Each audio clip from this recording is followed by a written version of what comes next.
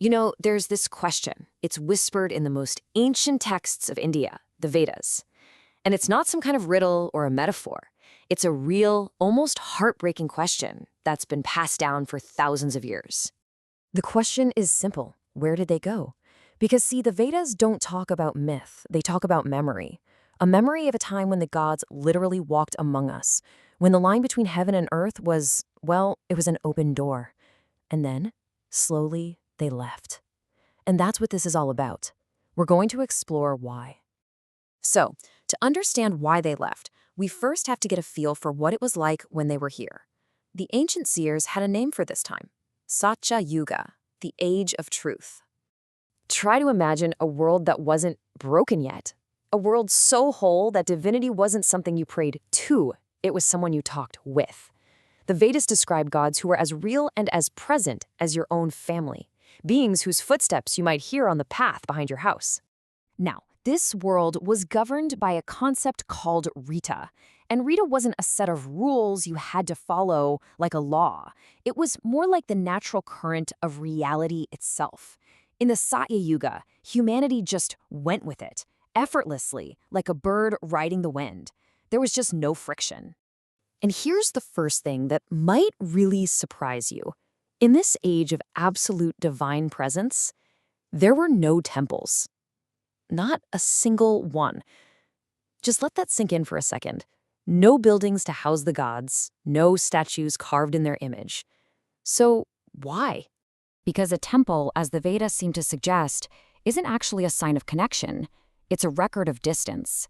It's a piece of technology you build to bridge a gap that has opened up. In the Satya Yuga, there was no gap to bridge. Okay, so how did that gap open? It wasn't some big bang or a catastrophe. It was a slow, almost unnoticeable withdrawal. The beginning of a long cosmic twilight. Vedic cosmology actually maps out this decline across 4 huge ages, the yugas. As you can see, each age gets shorter, and each one represents a step down in virtue, in joy, and crucially, in our connection to the divine. And yeah, that last one, the Kali Yuga, that's where we are right now. The shift from that first age of truth to the next one, the Treta Yuga, that marked a huge change. The sacred wasn't the air you breathed anymore. It became a destination, a place you had to go to. And this is when ritual was invented, a new technology really, designed to reach across that brand new distance. So what caused this drift in the first place? Well, the texts say it was a really subtle shift, something that happened inside the human mind. Our awareness moved from what was present to what was absent, from divinity to desire. And here's the thing, the gods can only be met in the now. So when we walked away from the present moment, we basically walked away from them. And this slow, gradual withdrawal, it all culminates in the age we find ourselves in today, the Kali Yuga, the Dark Age. And its arrival was foreseen with, frankly, startling clarity. The epic Mahabharata marks the exact moment the door really swung shut. The Dark Age didn't start with some comet or a celestial event. It began with a departure. On the very day the avatar Krishna chose to leave the world, that is when the Kali Yuga fully descended upon humanity.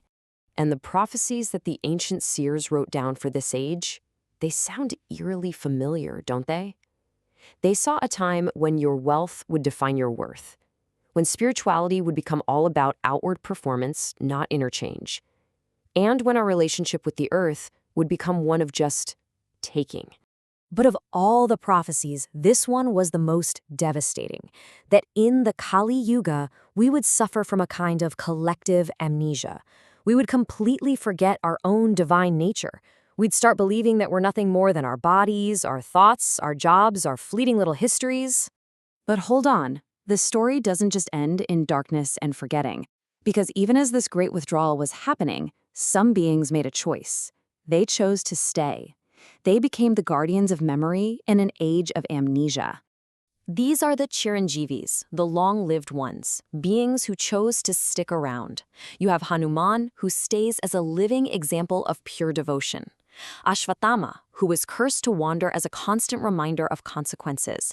And Parasurama, the teacher, waiting to pass on knowledge to the next great avatar. They're like these living threads of continuity, holding a space open for everything we've lost. And maybe the most intimate guardian of all is the divine feminine, the goddess. The texts say she didn't leave. Instead, she did something incredible. She became the world. Every river, every forest, every flash of unexpected beauty, that's her, still here, just hiding in plain sight. And this brings us to the cool thing about Vedic time. It's cyclical. Nothing is permanent, not even the darkness. The wheel always, always turns. So the prophecies say that at the absolute lowest point of the Kali Yuga, a final avatar, Kalki, will arrive.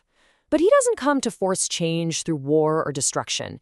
His job is to shift the whole cosmic atmosphere, to make the world receptive again to the light it forgot.